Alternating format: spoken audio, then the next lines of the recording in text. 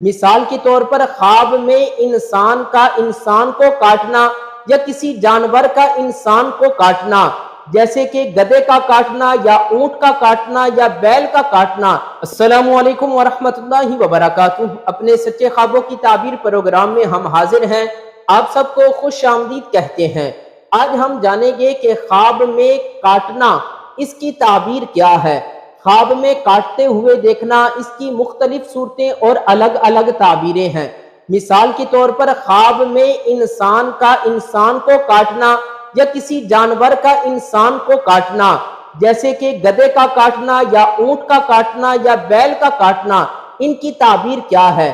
اگر آپ بھی ان میں سے کسی تعبیر کے بارے میں جاننا چاہتے ہیں یا اس کے ساتھ ملتی جلتی کسی تعبیر کے بارے میں جاننا چاہتے ہیں تو ہماری ویڈیو کو آخر تک ضرور دیکھیں۔ خواب میں تمام درندوں کا کاٹنا یہ 4 وجہ پر ہے۔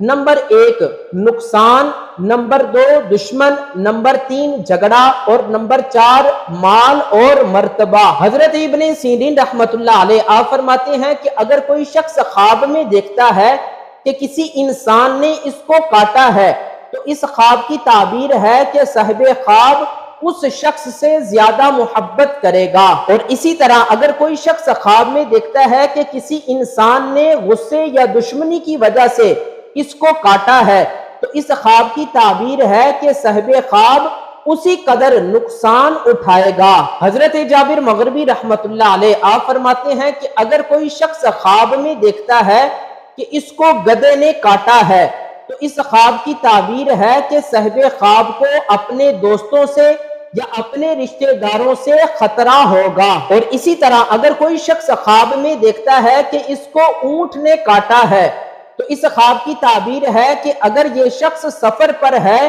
تو اس کو سفر سے نقصان اٹھانا پڑے گا۔ اور اسی طرح اگر کوئی شخص خواب میں دیکھتا ہے کہ اس کو کسی بیل نے کاٹا ہے تو اس خواب کی تعبیر ہے کہ صاحب خواب کو اس سال میں کوئی نقصان پہنچے گا۔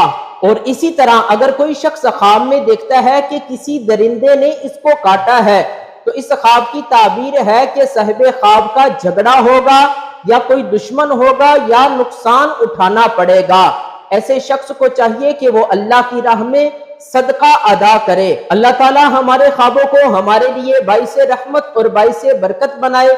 امید کرتا ہوں آج کی ہماری ویڈیو آپ کو پسند آئی ہوگی۔ اگر پسند آئی ہے تو ہمارے چینل کو ضرور سبسکرائب کر دیں اور بیل آئیکن کو دبا دیں۔ انشاءاللہ نیکسٹ ویڈیو کے ساتھ پھر ملاقات ہوگی، تب تک کے لیے اللہ حافظ۔